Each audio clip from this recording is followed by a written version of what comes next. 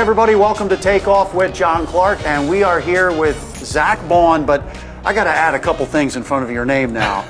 Pro Bowler and first team All-Pro.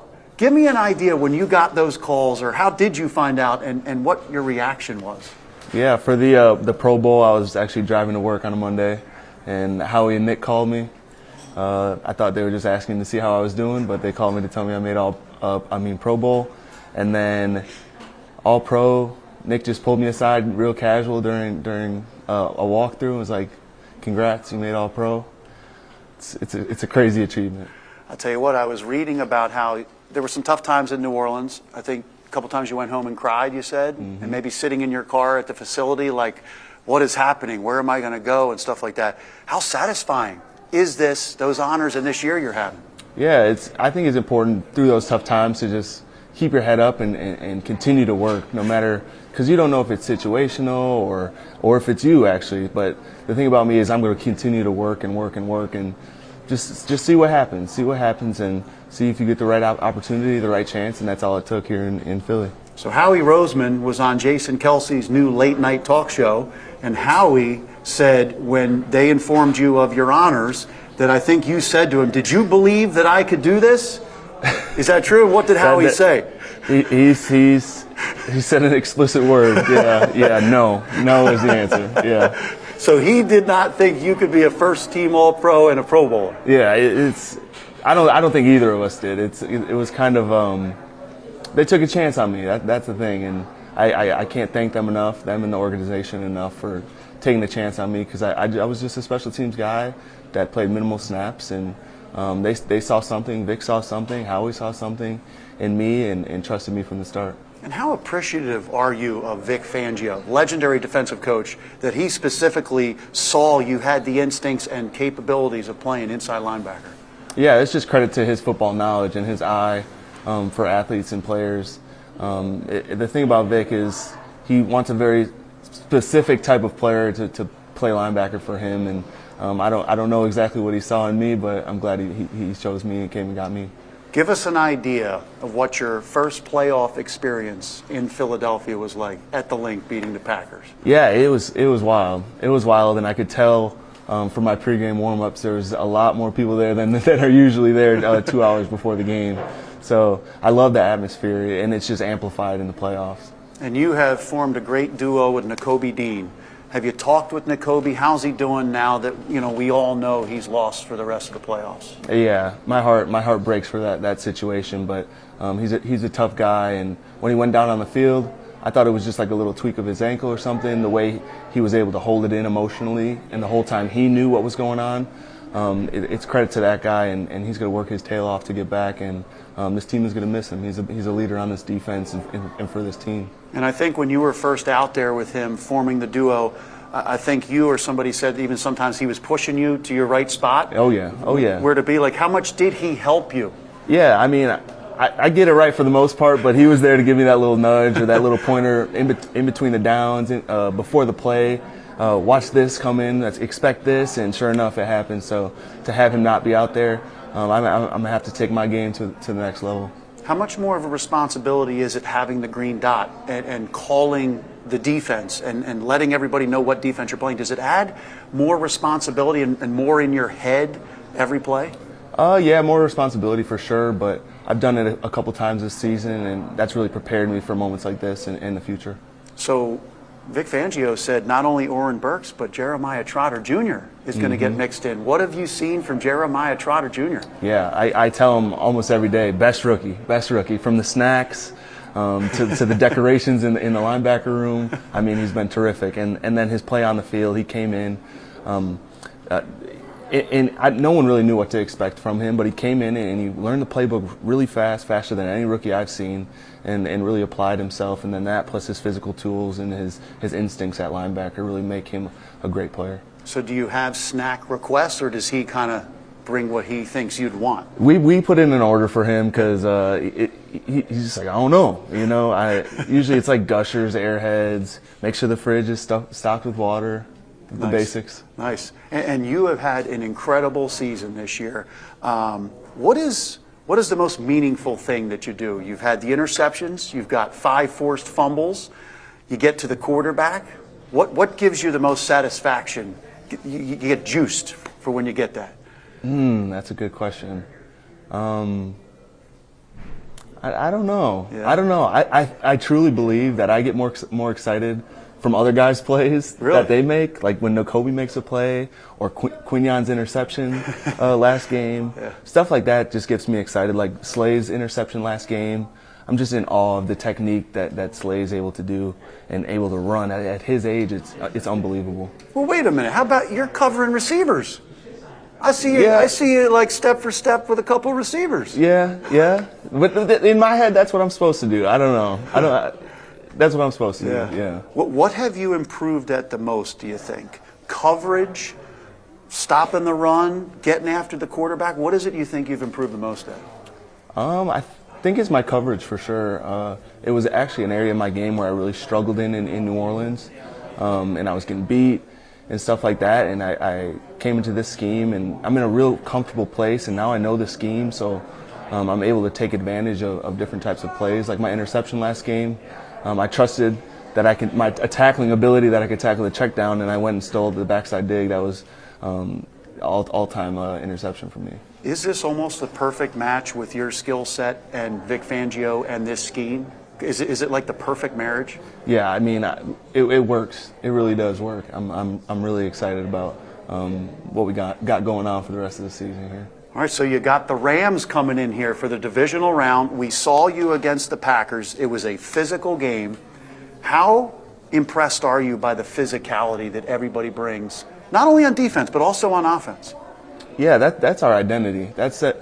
After that bye week, that's who we said we wanted to be, and I think we've done a great job proving that week in and week out that we're a physical team. We're gonna wear you down, and you're gonna get hit for sure by this defense. And I hear Vic Fangio basically says he wants you to be violent. Yeah. And does he show you hits and things like that, how to take it right up to the edge to be a legal hit? Yeah. He calls the hits on the quarterback the strike zone. Yeah. Kind of hit him from the shoulders to the knees. Yeah. Clean hit. Yeah. So what challenges do the Rams pose? And you as a linebacker, obviously Sean McVay has a lot of the motion and eye candy. Is your head spinning sometimes when you're facing the Rams to see all the motion? It is a lot of motion and eye candy, a lot of condensed formations.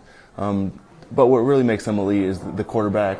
Been doing it for a long time and can really pick apart a defense if you allow him to. And then great receivers on the outside, good running back in Kyron Williams. They got a good offense going on over there. And how about Tyler Higbee?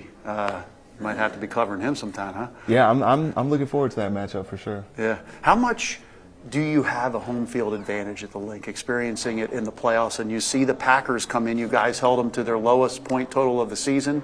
How much do you see the other team being affected by the environment here in Philly? Yeah, I know it affects them because when I'm out there, I can barely hear myself. So I know they can't hear anything that's going on. Yeah. So I love the energy at the Link, especially in the playoffs. Yeah, and your defense, you have a good mix. It's a lot of young guys on there, though. How have you seen some of these younger guys grow up, the rookies that have come in and grow up immediately? Yeah, I think it's the culture that we have on the defense. Of course, we have our leaders in BG and Slay, and Josh Sweat and Nakobe, but at the end of the day, everyone has a voice. Everyone can say whatever they want, whenever they want, and speak up when they want. And I think the lines are kind of blurred between the rookies versus the vets, and I like how that is because if rookies come in and you treat them like rookies, they're going to play like rookies. And I'm just so happy for our rookies came in, and they're doing a phenomenal job. And you really are one of the best stories in the NFL this year. I'm trying to think back, like the Saints actually allowed you to walk out of their building, and it was kind of like a prove-it deal you came here to Philly on. Did you have other offers? Did you have anybody else saying, we're going to give you the playing time that the Eagles were? Yeah, but nothing like the attention and the want I got from Philly and Howie and Vic. Immediately jumped on it, and I just liked how aggressive they were, and I wanted to go somewhere that wanted me and that wanted to use me, had a vision for me. And Howie Roseman on Jason Kelsey's show also joked, like, okay, maybe I didn't believe you could be a first-team All-Pro, but remember that when it's time for contract negotiation. Yeah, we'll see. We'll see about that after the season when it's all said and done. Our focus is getting that ring. But I'm sure you'd like to stay here. Yeah, I mean, I'm comfortable here. My family's here. But I hope it all works out. Do you get other players after games or before games coming up to you, like maybe special teams guys or some guys who maybe haven't gotten that chance yet, and they say you're kind of an inspiration to them? Like, hopefully they get a chance, kind of like you, to show what they can do? Not necessarily that, but a lot of special teams coaches around the league that have seen me play on teams in New Orleans and just coming up to me telling me how proud they are of me and what I've accomplished. And then other linebackers in the league, like Bobby Wagner, came up to me after the Washington game and just told me how proud he was of me and that I'm really doing my thing. So I appreciate the love from everyone. That's awesome. pretty cool. That's pretty cool. And as far as how this is going, you're facing the Rams, the possibility of going to the NFC title game. You came from New Orleans, where you got your NFL start, and that's where the Super Bowl is. Could this be the perfect storyline? Perfect storyline and movie. Yeah, I mean it's only special when you do it. So we got to get it done, and that's this week with the Rams. Yeah. What is the mentality of this team going into these playoff games? You had that week of rest, the final week. You feel refreshed? Is the defense fast and fresh? I mean, you watched the game. Yeah, it's true. You watched the same film I watched. Of course, there was mistakes in that first game by our defense, and we let up more than we wanted to, but easy corrections and a lot of missed tackles, honestly, and that's just technique. So getting back to the fundamentals is the key. Yeah. A couple final questions for you. What is it like seeing Saquon Barkley up close? And especially against the Rams, we saw in L.A. ripping off 270-plus yard runs. How impressive is he up close? Yeah, he's impressive for sure, and I'm glad he's on our team because I don't want to tackle that guy. But and the thing about him, he's a great athlete. And you see the things he's doing on the field, but then you talk to him and he's just a great dude, just like a good, genuine guy. And then also credit to offensive line. I'm glad they're on our team too because they're big, they're physical, and they execute with stout, run the show, and it's a great combination. And Nick Sirianni has talked about connection. He wants that to be the number one thing with the team. How special is this team? You've been on a lot of teams. Is this truly a special team, how close everybody is? Yeah, this place is different. This place is different, and I felt that the moment I stepped in the locker room. I mean, guys in the cafeteria, it doesn't matter what position group you're in, you just come on over and sit wherever there's people. There's no cliques, there's no this, no that. Guys are playing ping pong, chatting it up in the locker room, on the couches, just hanging out like best friends. Everyone's a best friend. Yeah. And tell everybody before I let you go, last question, around Philadelphia, playoff time. I mean, just people walking around, you hear, "Go Birds, go Birds." What is it like being in the city during this time, playoffs, experiencing this for the first time? Yeah, it's awesome. It's awesome energy, awesome vibe around the whole entire city. Like you said, I'm hearing "Go Birds" as I'm walking my dogs in the morning or whatnot. But it's just exciting. People love football, and they just want to see the team win and do well.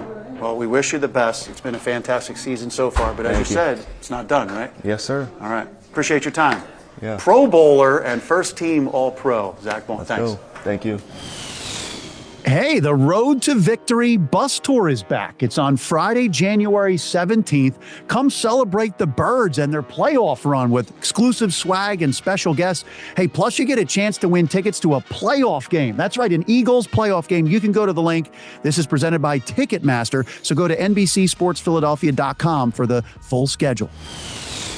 And let's bring in a very special guest. He is the 2024 Allstate Wuerffel Trophy recipient and also the Allstate AFCA Good Works team captain. Let's bring in Nick Dawkins, of course, from Penn State, the center. What a season you had. Good to catch up with you, and thanks for coming on with us. Oh, well, appreciate you having me on this, man. I'm excited. All right. Well, before we jump into that incredible honor you had, I first want to ask you, your rooting interests in the playoffs, considering where you're from. Okay, you're from Allentown, went to Parkland. All right, so Brian Dawkins is a cousin of yours. Carl Anthony Towns is a cousin. He's a big Eagles fan. But I think Deion Dawkins is another cousin, and he's a big Buffalo Bills guy. So Where do your rooting interests lie in these playoffs? Yeah, I'm rooting for the Birds. I am rooting for the Birds to win. I have to. So did you grow up an Eagles fan in Allentown? Funny enough, my dad was a Ravens fan because he liked Ray Lewis. So I rooted for the Steelers just because they were the opposition. I had to root for the enemy team. But as I've grown up and been around and been to some Birds games, I'm like, that's my team. Nice. So your dad, of course, former NFL, NBA great, Darryl Dawkins, of course, played for the Sixers, and that's another Philly tie-in. So are you kind of connected with the Philly area, in your opinion? I know at Penn State you got Pittsburgh and Philly, but are you Philly all the way? I personally am Philly all the way. I don't know if I'm accepted yet by Philly because I'm an Allentown guy, but I like to say I'm a middleman in between. I'm a middleman connecting State College to Philadelphia. I love that. And by the way, so you, of course, went to Parkland, Saquon at Whitehall, Saquon Barkley at Whitehall. What is this like with the lineage of Saquon coming from your area, going to Penn State, and now he's with the Eagles, and you, of course, are from the area, Penn State. Who knows where you're going to be in the NFL, right? Yeah, it's awesome. And even Jahan Dotson from Nazareth, I played against him in high school. Now he's with the Eagles too. So the valley to the valley, it's a good little pipeline we got going right now. I like that. So what do you think of Saquon, and did you ever play against him up in that area?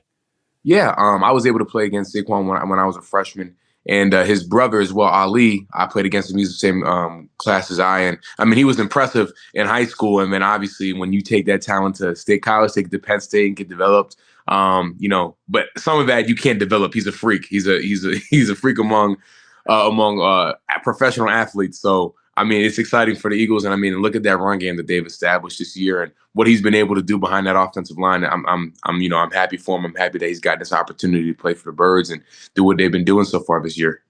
Yeah, and so with Saquon coming from your area there and the lineage with Penn State, is he really big in that area? Does everybody say, "Hey, Saquon, he's from right here"?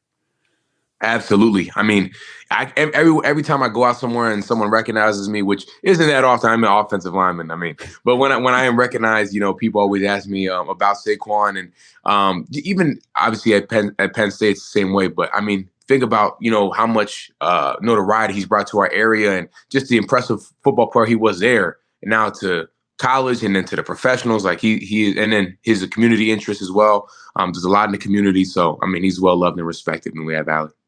And of course, he has the play of the year in the NFL with the reverse hurdle. But I'm hearing that I think he may have tried that one other time at Penn State, or maybe even up in the Allentown area. Have you seen any clips or anything of that?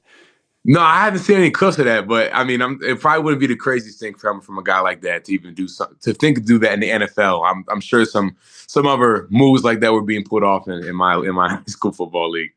So as a center for Penn State, what do you think of the Eagles' offensive line and being the best running team in the NFC and Saquon? Do you think this is something they can ride all the way?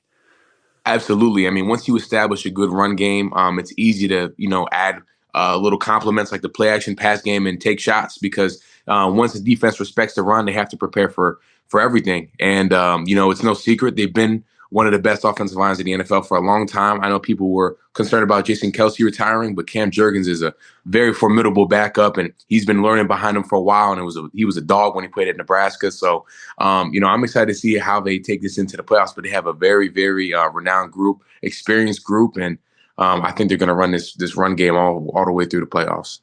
Nice. I've always said an Eagles-Bills Super Bowl would be pretty darn special. Well, either way, both cities will burn down by the end of the Super Bowl, both Buffalo and Philadelphia, in smithereens afterwards. You're right. And speaking of centers, so you mentioned Cam Jurgens and Jason Kelce. How much have you watched film of centers, and would you say Kelce is one of those guys, or even Cam Jurgens? Yeah, absolutely. I watch a lot of NFL tape. I watch a lot of NFL centers. My personal favorite center of all time is Marquise Pouncey. I mean, he's number 53, just like me, tattooed guy. So that's my favorite guy. But Kelce is definitely my favorite one to watch on tape because of all the stuff that he's able to pull off and get to the second level. And Jurgens, I think, along with Kelce, they're just high energy, athletic guys. They get up to the second level. They're fast. They can move. They hold their own and they're underweight a little bit. Like, I think Kelsey by the end of his career is playing at like 286, which you think of NFL offensive linemen, you think of 320, 330, and they're 286 holding their own in the middle there, which you get kind of ping-ponged around against these big NFL D tackles and stuff. And, they just bring that energy and athleticism. So, yeah, absolutely those guys. I tell you, what's amazing to me watching Saquon Barkley and the Eagles, every time we talk to the Eagles about Saquon is how incredible of a teammate he is. And I hear that about you all the time. And I've read up about how you were really influenced by your dad, Darryl Dawkins, Chocolate Thunder here for the Philadelphia 76ers fans. How much were you influenced by your dad? And of course, you're the recipient of some incredible awards this year with the Wuerffel Trophy and the Good Works team captain from Allstate. So how much did you learn all of that, being a good teammate and helping people with your platform? How much did you get that from your dad? I think being a good teammate, you first have to start being a good person, being a good human being. And that's what I learned from my dad, how to be a good human being. He was loved by so many people, and he was just a good all-around person. And he always tried to do his best to be the best individual, be the best version of himself for others. And that's what I learned from him. Infectious personality. People always wanted to be around him. I could see someone make eye contact with him and try to slither around the room just to get near him, just to hear stories and stuff like that. And, when you see, a lot of us are impressionable upon our parents. And, I was very impressionable upon a larger than life personality like my dad. So once I saw how he impacted people, I know I wanted to be like that as well. So once I got into a locker room, got around the brotherhood that I have in football and other sports as well, I'm like, I just want to be a guy that people can depend on, that can lean on. And I can be a guy that can motivate people as well. And you, of course, lost your father when you were younger, and you have the Dawkins Family Foundation, which is really a great thing, and it really helps kids who have lost a parent. So to be recognized with the Wuerffel Trophy this year from Allstate, how much did that mean to you with all the things you're trying to do to help kids and the communities as well?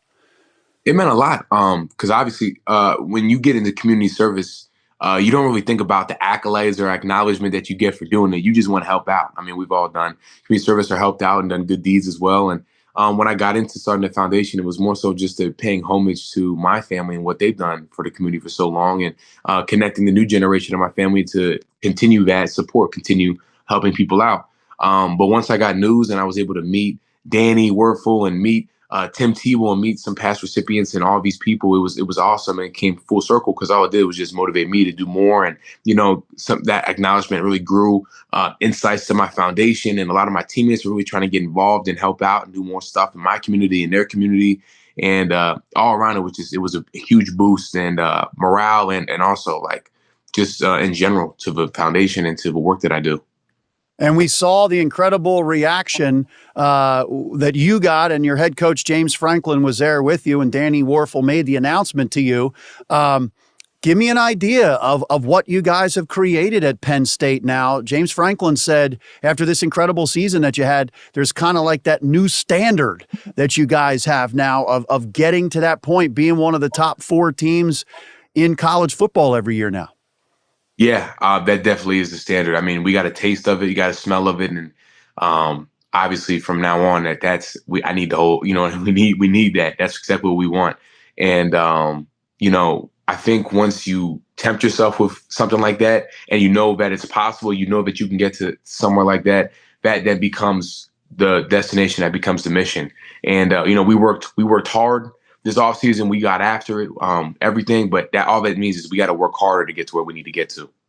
And I saw social media today, your running backs, Nick Singleton, Katron Allen, they announced they're coming back. You've got your quarterback, Drew Aller, back. Is there anything you would like to announce to us today? Nothing I can announce as of right now, but, I love the future in Happy Valley. I love, you got a quarterback and 2 running backs coming back. That's a big time. And I know the offensive line is juiced because he got our guys coming back. What's that like for you in this new world of college football with NIL, the transfer portal? And I believe you're now able to talk to agents, right, about the NFL? You can only talk to agents, I think, just for NIL, not for NFL. Okay. So what's that whole thing like now? Because you obviously have a big decision coming here, whether to enter the NFL draft or stay for a final 6th year at Penn State. What's that like with all of that in your mind? Yeah, it definitely was not something I envisioned prior to signing my letter of intent to Penn State. It's kind of been crazy, full circle, how everything's working, that there are guys that are legitimately signing contracts to return to play football in college. Is absurd to me. Like, when did, like, it really, that's professional sports, in my opinion. Like, you have you have 18-year-old professional football players at this point. It's crazy. It's the wild, wild west, because nobody knows what's going on. It's the first time this has ever happened, and everybody's trying to be an expert. They don't know what's going on, and some do, and it's it's crazy. But I feel like a professional athlete, making a decision, weighing in. But that's what I would say. It's a whirlwind. It's crazy, but I have a good support system, so I know I'll make the right decision. What's that like as a quote unquote professional athlete at such a young age? And you hear from different guys that we talk to that schools are trying to poach guys. Maybe you're two running backs. Maybe schools were like, hey, we'll make you our main running back. What's that like as a team trying to keep everybody together? It's so different because, at the end of the day, like, I still got class tomorrow. Like, we all still have class. We still all have these other responsibilities. And then you got a guy living a whole separate life, negotiating his playing ability for finance. And, we built a chemistry. And, like, as I've grown through, like, I've grown up with a lot of these guys and became men, and a lot of new experiences as living independently in college and everything like that. And it's so different. But I think when you recruit these guys, like Coach Franklin does such a good job of recruiting the right guys at Penn State, you recruit a guy that wants to stay for the family atmosphere, that wants to stay for the culture that we built, for the standard that we built, and it's the type of character and person that we have. So I think when you recruit the right person from a personality standpoint, from their morals and their ethics and values, they'll stay, and they won't just leave for some short monetary value. Because at the end of the day, it's NIL, but if you do what you're supposed to, then it's NFL. Well said. And is it kind of like now, if you're an athlete in college, it's almost like you got to go for finance in college to try to understand, the business aspect of all this now?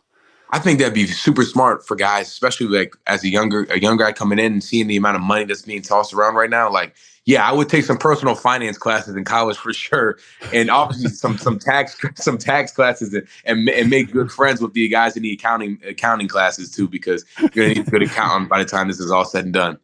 All right, so you have any NIL commercials or anything? You have anything you got out there, or if you had your perfect choice of what you would represent, what would it be? Dang. So I'm doing a commercial with Tylenol that's coming out here soon, and I think it's accurate as offensive lineman. Tylenol is definitely utilized. Really? Absolutely. I think for me, the number one would have to be chapstick, because it gets cold up here in State College and the lips get cracked. And I was raised, I wasn't allowed to leave the house if my lips were ashy and cracked. So chapstick would probably be my number one. See, I tell you, I love that. That's practical, man, because it's really cold up in the mountains of Happy Valley. I love that. Well, we're going to put that out there. Hopefully we'll get a chapstick commercial for you. I appreciate that. Now, I was thinking you were saying maybe you would have to get Tylenol for the defensive lineman that you're blocking. So that leads me to my question about your dad, because he, of course, famously had all of his dunks named. So I'm sure you've heard them all. Yeah. So have you ever named any of your blocks or your pancake blocks like your dad did with his dunks? I've taken the model of he would name the dunks based off his own creative intuition and personality. I name blocks after the sound that is elicited by the player that I pancake. So a lot of ouches, a lot of owls, a lot of grunts, a lot of onomatopoeias tend to be the name of my blocks. Do you ever hear like the voice gets really high, like or like something like that?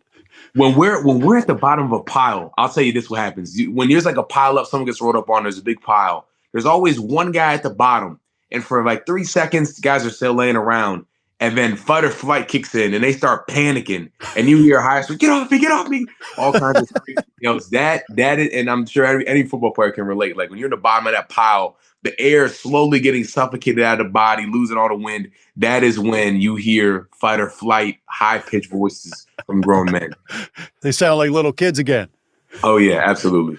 So you have any couple names you can share with us then? Because that's a great concept there by the sound that it makes. And how much of a thrill do you get from those blocks when you're able to identify that sound, that sound of pain that you're causing somebody? Yeah, I mean, anytime. Well, the first one, I would say the first name for one is it's probably the first name. But I Hold think on, give me that one more time. like that, like taking air out of a tire.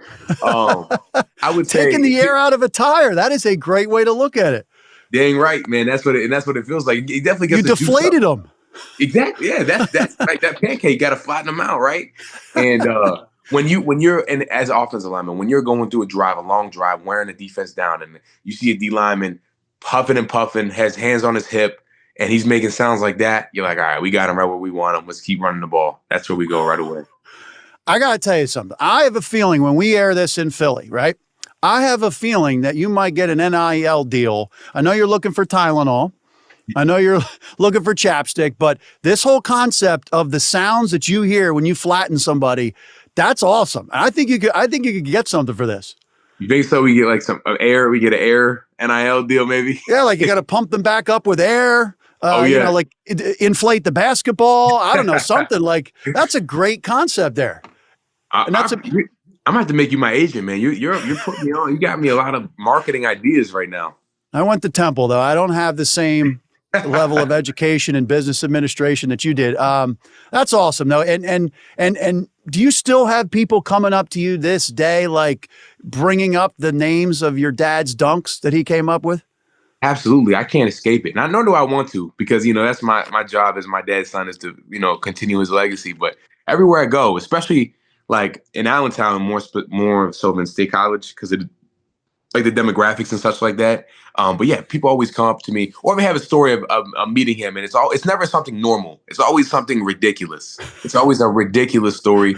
This guy came up to me and told me that he saw my dad driving on Diamond or East Diamond or Diamond Street, and he had a Cadillac and it had a periscope in it, like for a submarine, and someone was in the back seat with that's like, I'm like, how do you even think of that? Like, why is that even something you spend money on? But like, that's what he should have took finance classes. There you go. Boom. Yeah. Hey, by the way, I mean, I think you got a concept for a book too, like stories about my dad that I'm learning to this day as I get older. Like that'd be really cool, sharing all these stories, because I mean, this happens how often to hear somebody come up to you? Probably when I'm home, at least once. If I'm out in public, at least once, someone will come up to me and say something once a day. Wow. That's very cool. So did you ever, when you were younger, your dad have any great stories to tell you about playing for the Sixers, playing in Philly and everything like that? Yeah, he would always tell me that there would always be, and it always goes back to food as opposed to basketball. That's on par for my family as well. But I remember him just saying that he was having a bad day. Practice just wasn't what it was, and then he went to a restaurant. He said there was this place in Philly that had the best Italian meatballs, some of the best you could ever have, and he found out it was shut down. And he was so hurt. He went to city council. He went to try to get it, and they got shut down for health violations. Like, and this is in like 77. You got shut down for health violations 77. So Lord knows what was going on in that kitchen. There's no cameras back then. Yeah, absolutely not. So and he somehow got it using his influence. Got it reinstated. They somehow passed the health code violations just so he could get meatball subs from this place. Crazy. Wow. He changed a family, like an Italian family with a restaurant, got them back into business simply so he could go and have his meatballs. Yeah, legitimately, which is it's absurd. And there have been times, even when I was there was one time we went to a diner. My dad was never normal when it came to eating. You go to breakfast, what do you get? Pancakes, bacon, right? This guy would sit and eat fried chicken, not like fried chicken waffles or just fried chicken. So one time we go to this place and my dad's like, I'll tell you what, I like this menu, but I really want some fried chicken. And the guy's like, I'm sorry, we just don't have that right now. It's the morning, obviously, duh. My dad's like, oh, well, I think I'm going to go somewhere else and get some fried chicken. The guy said, hold on, wait. Just give me 10 minutes. We sit in there waiting 10 minutes. We see a guy gets in his car and drives away. He comes back with a live chicken. He's going to the back of the kitchen. This guy butchered a chicken, fried it, and cooked it, and brought it in 10 minutes, in less than 10 minutes. Where did he get the chicken in Philly? That's what I'm trying to say. I don't know where this guy, how he was disconnected to pick up livestock that quickly. Well, that he just, and this wasn't even on the menu. This wasn't on the menu. He just did it. Like I'm like, yeah, that makes sense. And my dad was like, yeah, this is normal. Like this is a normal. That's not normal. That's never a normal thing. Did you hear any noises coming from the kitchen after they went back in there and we're making the chicken for 'em? The music got turned up in the restaurant. That's all I know. So they're probably trying to hide that. Wow. I'm telling you, you got to write a book. I mean, I tell you, just as a little kid, for me growing up, I don't know how much I saw your dad play, but I heard the tremendous stories and the dunks, the names for his dunks. I mean, that is awesome. Are you personality like your dad, or is he just like wild and you're more subdued? Yeah, I'm way more subdued and disciplined than he is. I would say I'm pretty extroverted. I like to talk. I like to make people laugh and everything in that sense, for sure. I love the community stuff. But I definitely have a lot more discipline than he did, because sometimes he enjoyed the fun of stuff more so than the actual event. Like basketball, like he's out on the sideline eating 3 Musketeer bars and in the locker room smoking a cigar. Like that's not me personally. I'm a little more locked in than that. But that's kind of what made him so special. That was like his like weapon X, whereas opposed to like mine is like reading before a game and like getting my mind right. Whereas his was drinking a Mountain Dew and eating a hot dog from the concession stand at halftime. You know what I mean? Now you see in your era, now they have nutritionists, sports science people. Would your dad have been able to survive with this system now that they have of trying to keep you guys healthy and monitoring you all the time? Absolutely not. He would not have been good with that because of his irregular eating patterns, as well as social media. Like we're talking about the stories you were talking about right now. Imagine someone tweeting this stuff out and multiple people tweeting it and at random times. Yeah, that's probably not the best PR look for a guy either, quite honestly. So I don't know how well he would have done. Wow. Those are some incredible stories. So he got stuff done at restaurants. We'll put it on the menu, and they probably had chickens on the menu after that for your dad. They probably did. It's probably just a natural respective aura that he, I guess, presented to people. I don't know. That's amazing. Before I let you go, congratulations once again on being the Wuerffel Trophy recipient this year from Allstate. That is an awesome honor. And I can tell why, because you got a great personality and you're a great teammate and a great player. You mentioned reading. So you were watching the Eagles game yesterday. Did you catch A.J. Brown?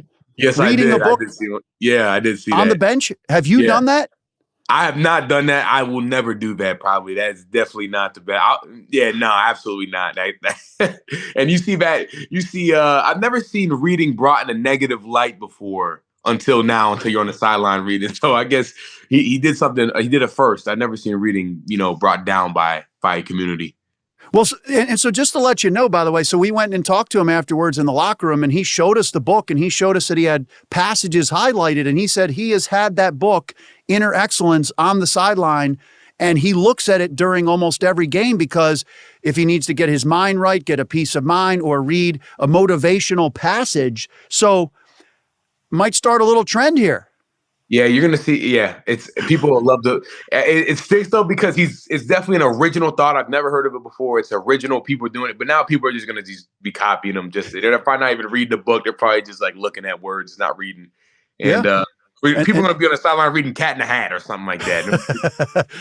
And this will be a way for authors to start promoting books. They'll like give them to the players and say, you read it once on the sideline, I'll give you an NIL deal or whatever. But let me ask you, you said you had a process. Did you read before games? I do. I read before every game. I read The Power of the Subconscious Mind. I think it's huge. I believe in the law of attraction. I believe in manifesting success. I believe in speaking things into existence, visualization. That's a huge process for me. That's awesome. And you do that in the locker room before the game? I do in the locker room, and I do it. And we have a little bus ride over to our games. Usually, I read there, or I have an audio book too, so I'll listen to it. Oh, that's very, very cool. Do you see any other guys reading? Absolutely not. Maybe the Bible, the Bible from time to time, but that's about it.